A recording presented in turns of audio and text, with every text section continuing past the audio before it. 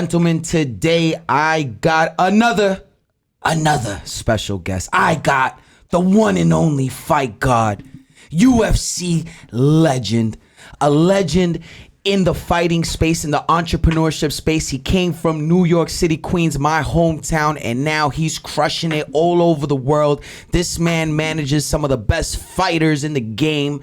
This guy's doing big things, but I'm going to let him tell his story. Fight God, thank you for tuning in, my brother. No, thank you, my bro, for having me. I it's know. a pleasure. Look at this beautiful place. Oh, my God. Thank you, bro. Thank you. We need to set something up like this for you. Yes, we do. I need Very this. soon. I need this for the fighters. I got you for the fighters, bro. You're doing big things right now in the fighting space. You just got back from Vegas. You're affiliated with the Goat Shed, the most viral MMA gym in the world. Let's give a round of applause for Goat Shed. Yes, sir. Yes, sir. Woo! Awesome, Laura. Let's get it. Let's get it. All the professional fighters over there that are killing it, undefeated, right? Undefeated. This is how we do. This is how we play. We don't lose. We winners. You heard Khaled. All we do is win, win, win no matter what. That's what we here to do. I get money, man. Come on. I get money. Oh, wait. We here to get the money. We the money team. Go Shed Academy. Yo, let me ask you a question, bro. Yes, sir. Where are you from? Because look, my audience may not know you, but they're gonna know you now. They're gonna look at your Instagram and be like, yo, this is a fly dude getting money. And you guys need to see what this guy does. This guy just does it different. Bro, where you from? I'm Queens, New York, man. You know the epitome of it all. Okay. I grew up at 80s, baby. 86. You know, Me that's too. one of the biggest years in history. 85. You know, and I was born in it. Okay. You know, just here. Born and raised. New York City, around all the culture, all the hip-hop culture, all the negative culture, all the positive culture, just culture. Black people culture, New York culture, hip-hop culture. I'm from it. I'm epitome of it. I was grew up in it. And now I'm here to just shine and reflect it. And, you know, I'm living here in Miami now. Miami's a very beautiful place, but I'm so happy that I grew up in New York City. Me too. And I have that New York state of mind, and now I'm here to share it with the world. So, what's your backstory? Backstory. I got a lot of backstories. Yo, give it all, bro. What's your backstory, bro? Like, I mean, I was born in 1986. Yeah. My parents put me in karate when I was 5. First of all, my mother used to work at the YMCA, and she taught like physical fitness, and I did gymnastics, which karate. YMCA? The one on Jamaica Avenue. On Jamaica Avenue. Yeah. Okay. Yeah, Jamaica Avenue, legendary place. Okay. A lot of culture there. Yeah, you know? 1000%. Yeah, but she put me in between her and my dad, they put me in karate, gymnastics, and basketball, so that I could just have fun and do stuff when my mom is working. You know, a lot of things I was back and forth on, but one thing I always stuck to was fighting. Always stuck to fighting. Always loved it. Always loved fighting. My dad loves fighting as well. So he really kept me in there. And, you know, growing up throughout my life, I was always trying to figure out what I wanted to do to make money. I need a financial situation. At what age did you start thinking about money? Oh, probably when I was about 16. You know, high school start kicking in. You want the new Jordans. You know, I'm from New York City. Your friends joke on you. I don't know how it is nowhere else in the world. Dude. But if you ain't fly in New York City growing up, your friends are joking on you. They're talking shit to you. What are those? What are those? You want to know what's crazy? What's crazy? The homie behind the camera, Mr. Show Off, he'll tell me, he'll be like, I don't care how fly she is. If her kicks are not on point, I'm not dating her. She gotta go. She gotta go. She gotta go. That's that New York City You gotta Queens. whisper it. She gotta go. Bye-bye. Bye-bye, baby. So you was trying to get fly. I'm trying to get fly. And you know moms couldn't afford how fly you wanted to get. You wanted Right. you wanted sneakers every 2 I need weeks. the new Jordans. This is the era of Michael Jordan. Yeah. If you don't got a pair of Jordans, Yeah. who are you? Who are you? Who are you? Right, You need the Jordans. Right. I mean, even the bullies in school, they're trying to beat you up. They might take your Jordans. Everybody wants the Jordans. What high school did you go to? I went to Jamaica High School. Jamaica High School. Okay. Right above Jamaica Avenue, Hillside Avenue. You know, Jamaica High School is it. You know, Jamaica, Hillcrest, Cardozo, all the Queens, That legendary schools, Bayside. Yo, Jamaica High School was where you used to get the haircut at, right? Went to Cuddy's. You remember Cuddy's right across the street from Jamaica High School? On the corner? Don't remember that. Okay. Don't remember that. Anthony Mason used to go there. He used to get his designs there.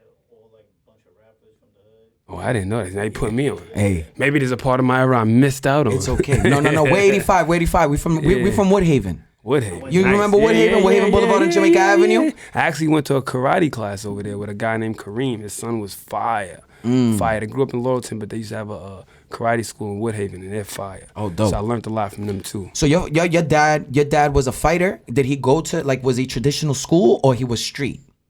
No. My dad is what you call a revolutionary for black people. No way. You know, yeah.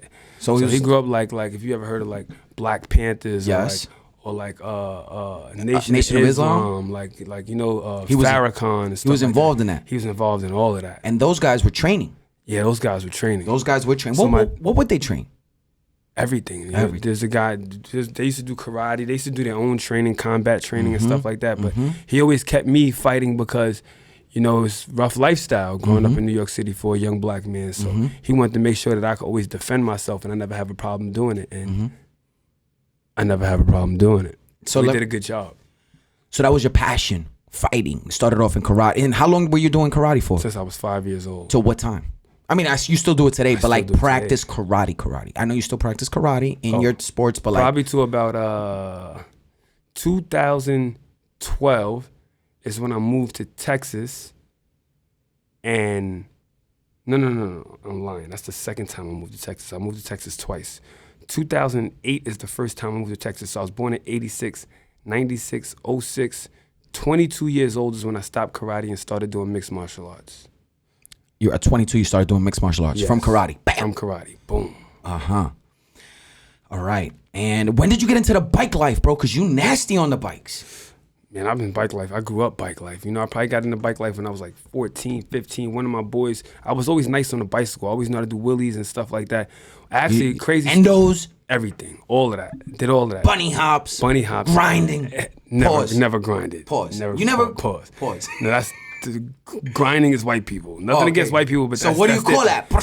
You wouldn't with the pegs? I used to put people in the back of the pegs and ride them to the store in the park to play basketball. That's all I did with my pegs. Never really did tricks with pegs. Okay. Is that a white people thing? Grinding? I feel like grinding is like real ESPN. Like, you know? Okay. We didn't have nobody to teach us tricks in the hood. Okay. We was teaching ourselves tricks. Grinding is like when you got a motherfucker, he gonna teach you some tricks. Right. That was elite level. So you didn't do nothing with the pegs? Nah. I wasn't nothing. That nice. Nah. So you didn't get on the... See, that's huh? Manuals? No, that's niggas from Woodhaven. Y'all was fancy. Y'all like the fancy Queens niggas. Y'all did that. We just did Willies. For fucking whack. Forever. I think I was the first I'm gonna tell you this. Is it because you guys didn't have pegs or what? Hold on.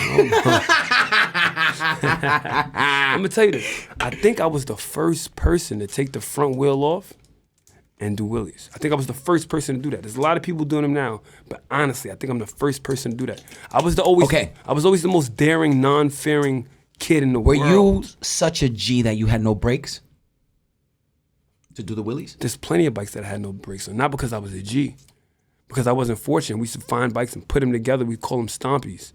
You find bikes, tire over here, frame over there, chain over here, handlebars over there, and you put it together.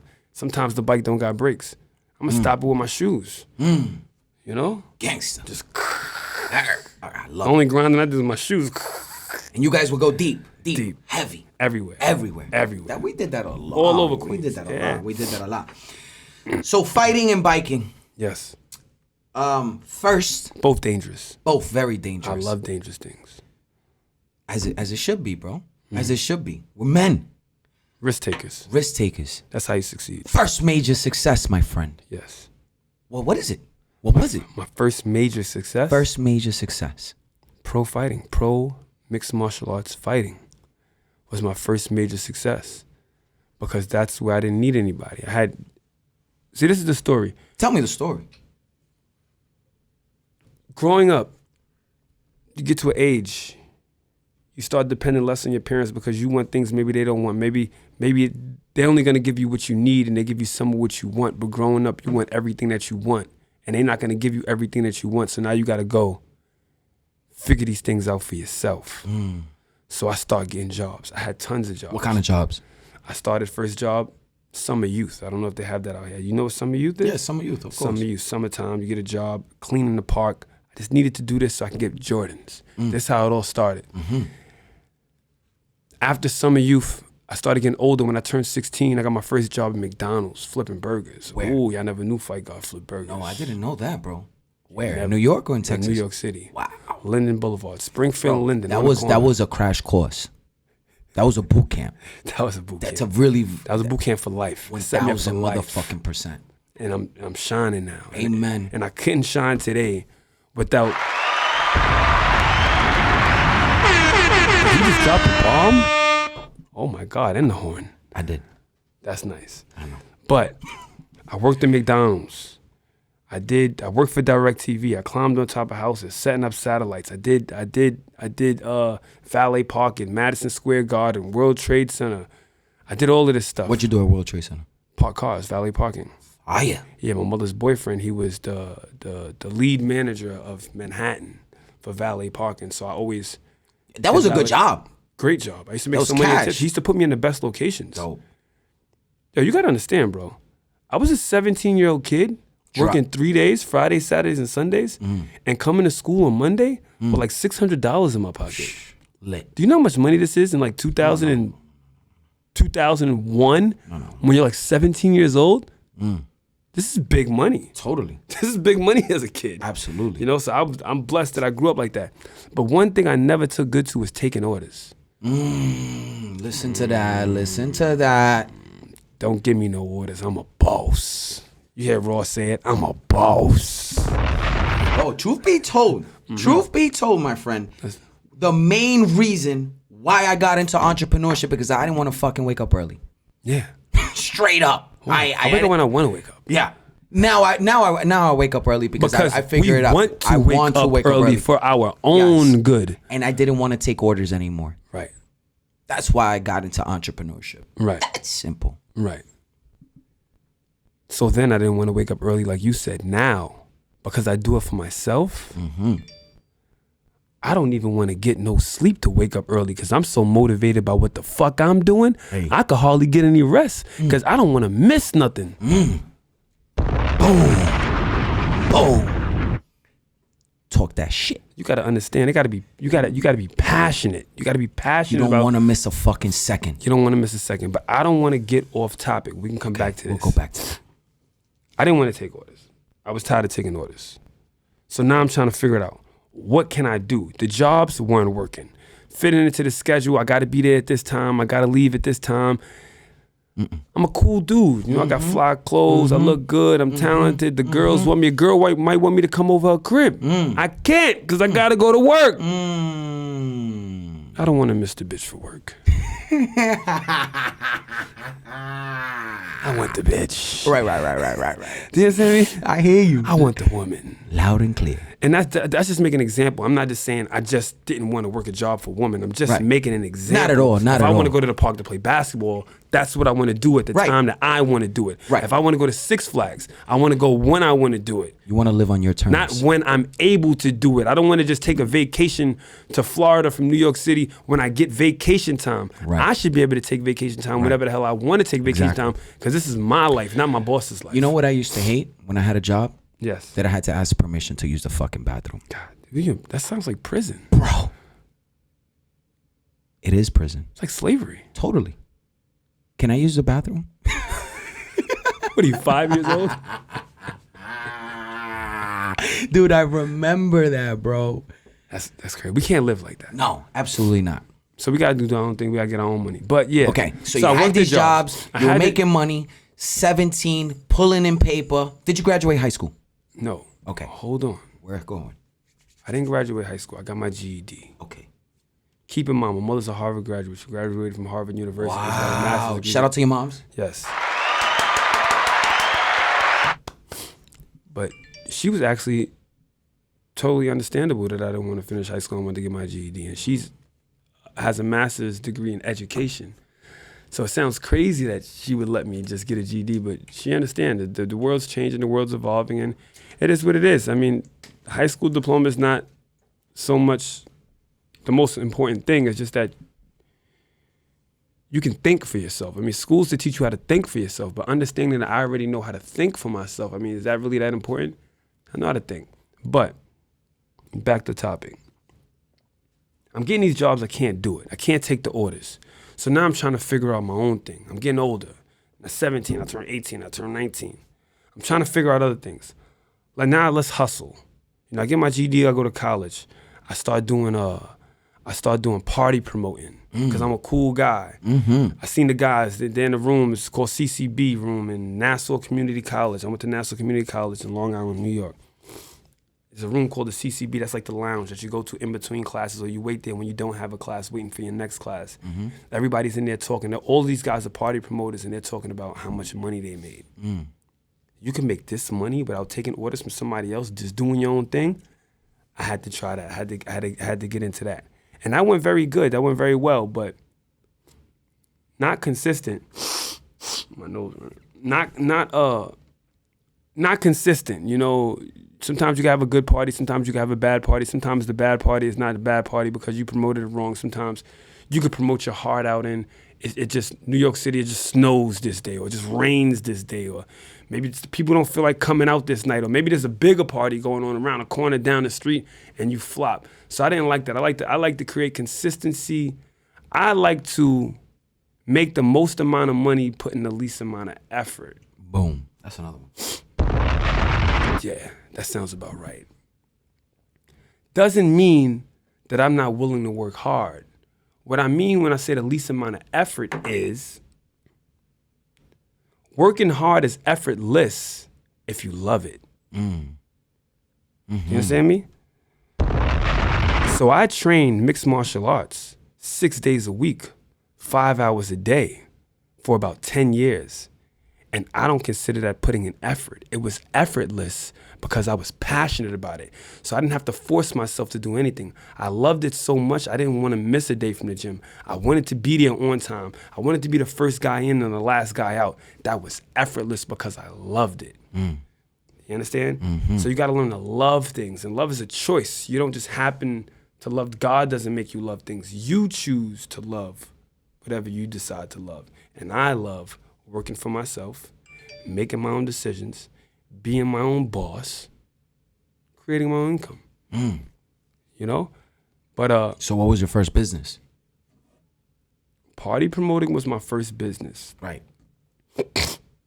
But then, like I said, it was too so then I grew up Queens, New York. I grew up around a lot of gangsters and thugs and hustlers, street hustlers. So I tried some of that. Let's try to sell some weed. Everybody smoke weed. I never smoked weed. So I felt this is the best hustle for me. Because all you guys are taking it, smoking it, and I don't smoke it. So this could be 100% profit for me. Boom. So let's get into that, right? But now let me tell you this. This is what a lot of people need to understand. This is what a lot of the youth need to understand. Tell them. Selling weed, I could have went to jail. 1,000%. Right? Then. Now understand this. Then, not now. Shit changed.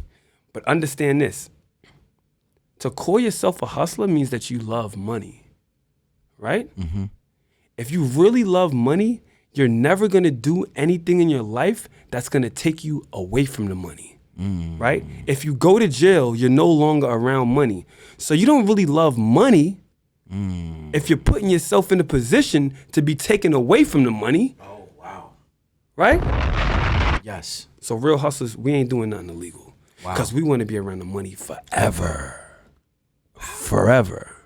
That's a new perception right there. So don't call yourself a hustler. You out here selling drugs, selling crack, Wow. pimping hoes, Wham. credit card scamming. Because if you get caught, you're going to be where you can't even use the bathroom when you want to use it, take a shower when you want to take it, can't even see the daylight, you can't get no pussy, you can't make no money, you can't watch TV when you want to watch it, you can't watch the shows you want to watch when you want to watch. You know what I'm saying? So you're not really a hustler if you're going to jeopardize your life and your freedom. If you're putting your life and freedom at risk, Wow. you're not a hustler. Wow.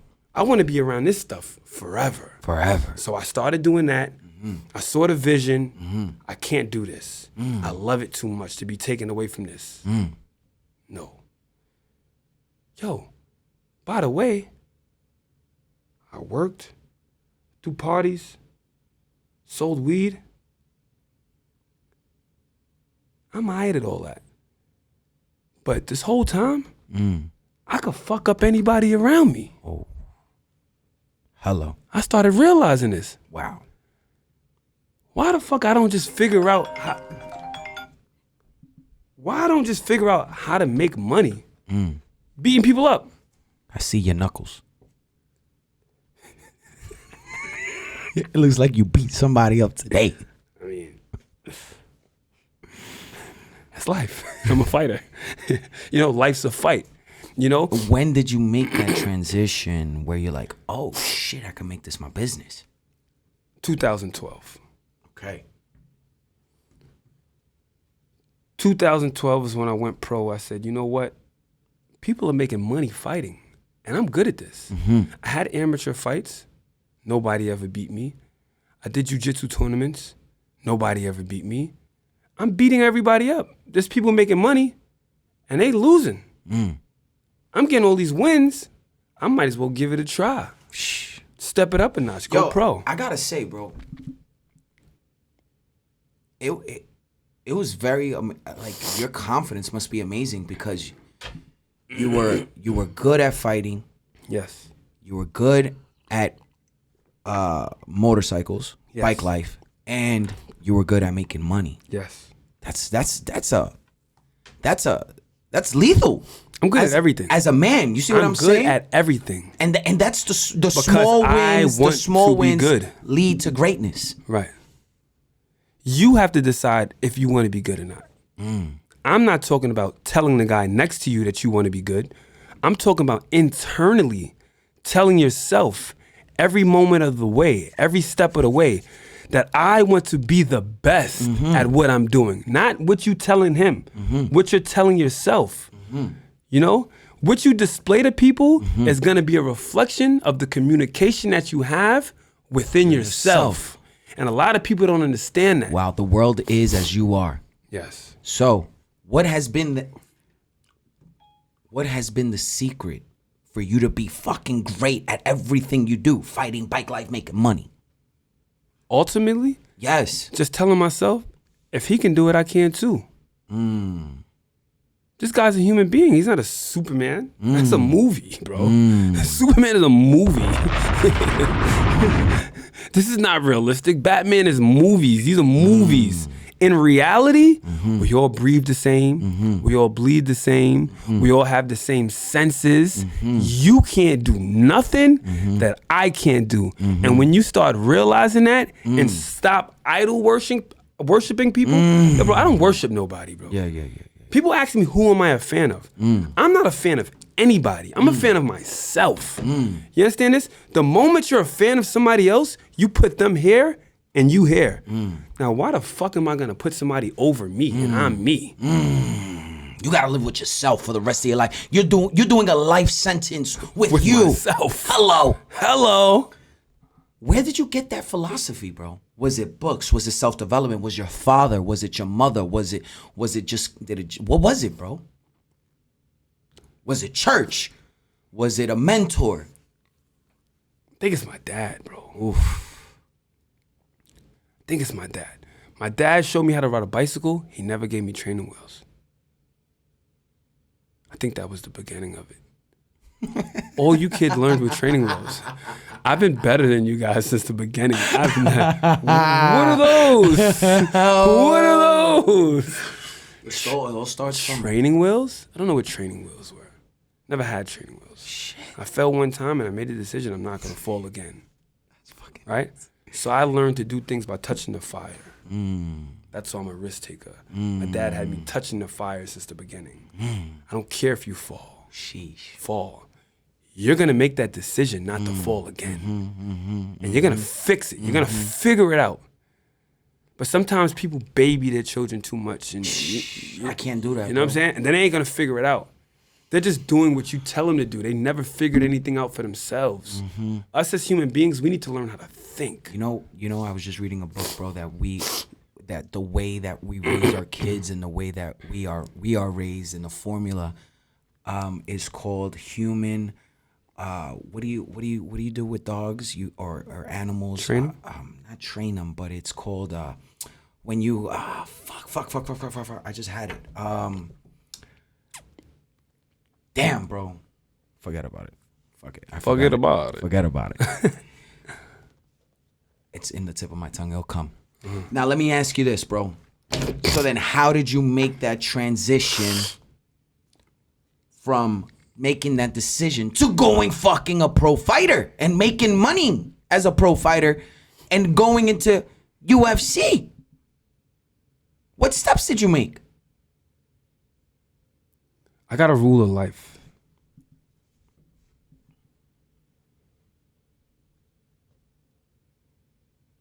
Talk loud. Don't let them miss you. Be yourself. Be loud. Be arrogant. Be cocky.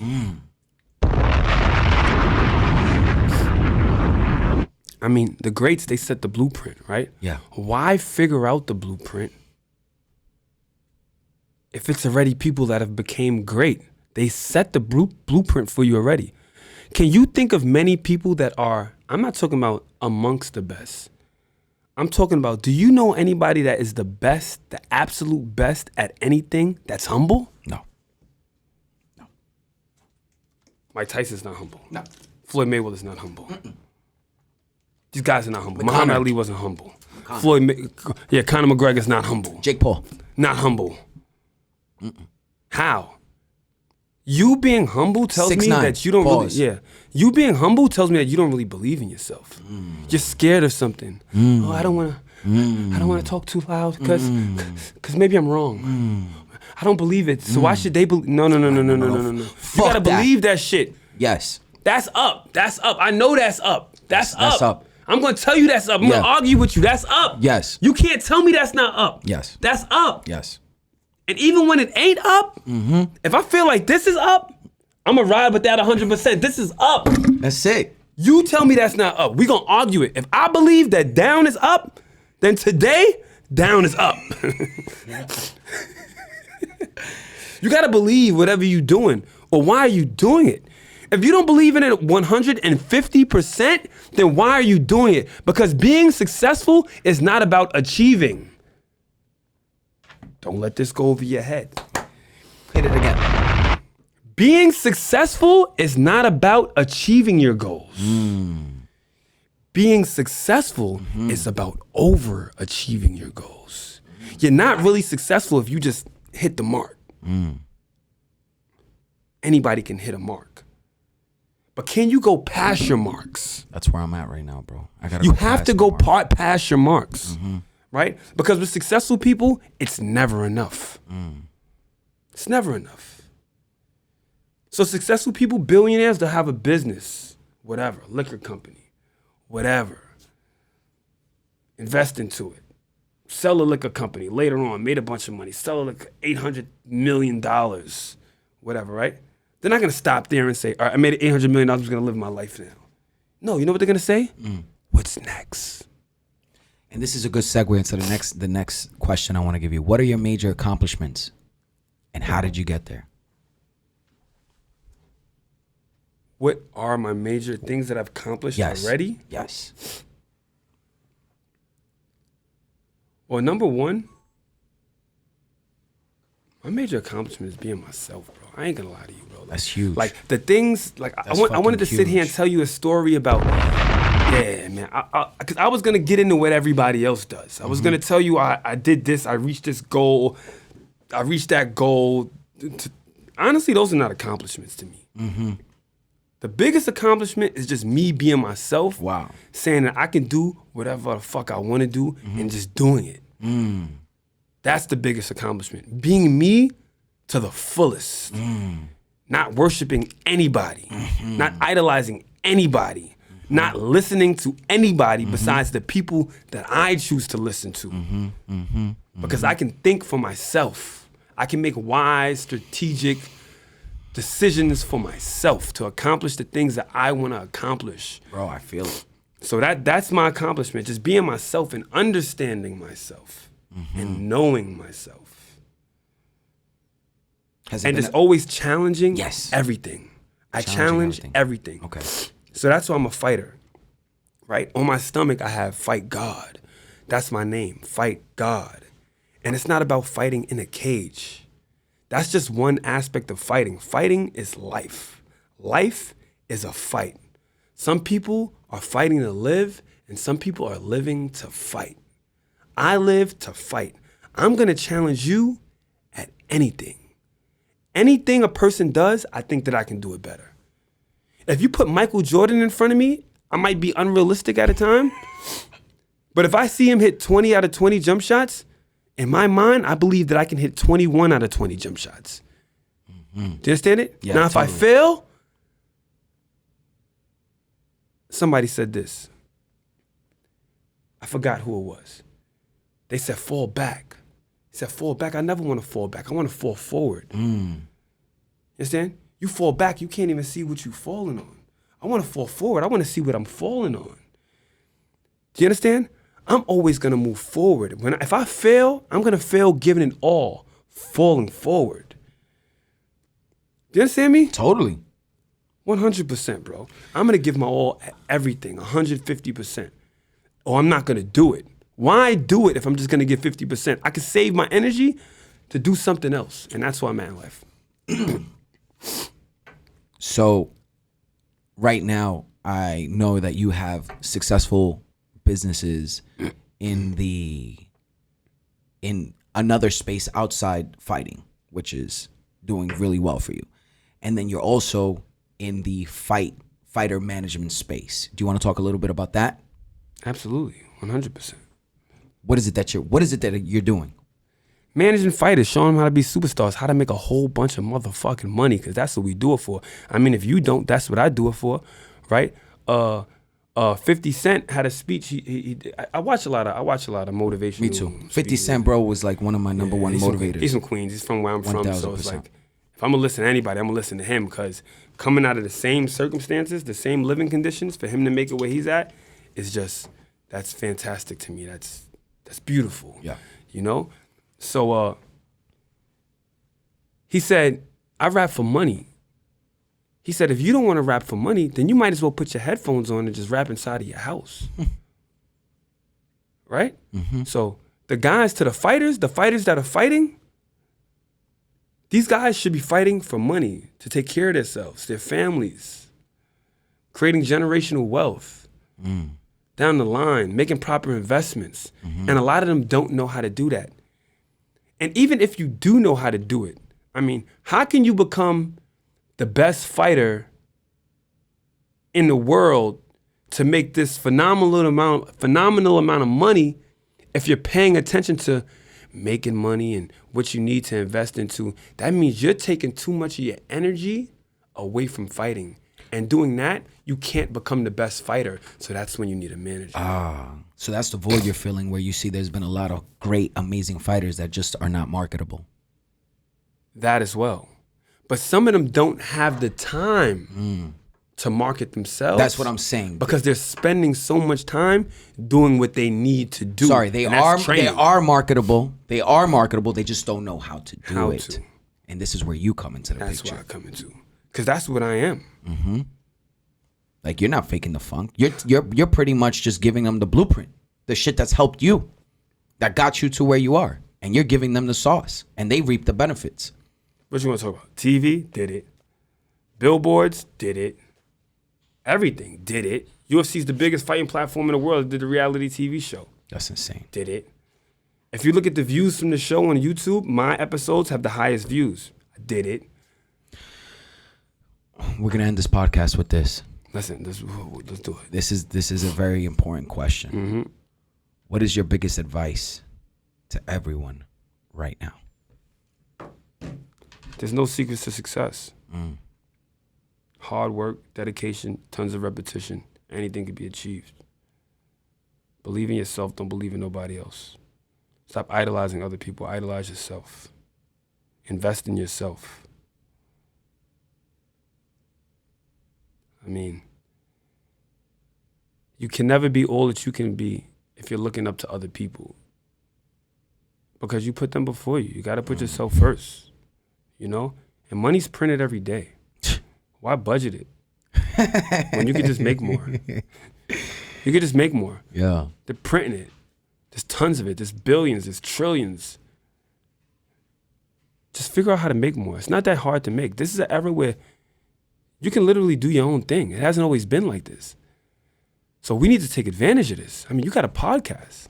Yeah. In the 90s, you think you could be doing this right now? I don't know. Absolutely not. Where would you broadcast it? Where would you broadcast it? There was no YouTube. Dude, nobody had outlets. There was a cartel of media. Right. You couldn't get a TV show. So we got to take advantage of these things. Got to definitely take But advantage. back to what I was saying, I'm going to say it one more time. It's the most important. There's no secrets to success. Hard work, dedication, tons of repetition. Anything could be achieved. I did it. You could do it too. Yo. Or I could do it for you. My man, thank you for the coming manager. through. I greatly appreciate it. Guys, go follow my dude, Fight God. Trust me, this guy is it. Believe Ivan me. Paychecks, Bitcoin Poppy. Yo, Get in tune. you already know. Guys, thank you for tuning in. You already know Ivan Paychecks podcast. It's an experience. It's a vibe. You guys are going to get to know all my friends, all my acquaintances, all my business partners, all the people that I work with on a daily basis, and even new individuals that I meet. You guys are going to get to know them and take notes. And don't only take notes, but start applying this shit. Just start applying it. It's that fucking easy. And as you could tell, it's all the same shit, just recycled. It's just how you do it. So, ladies and gentlemen, till next time, peace out. Wait, Your boy, hold Ivan on. What's I up? get money. Oh, no, because if I keep doing that, the YouTube is gonna take me off of the thing because of the copyright thing. Haters. I know. We need our own YouTube. Yes, we all need that. So till next time, Ivan Tube. yo, already know. Peace out.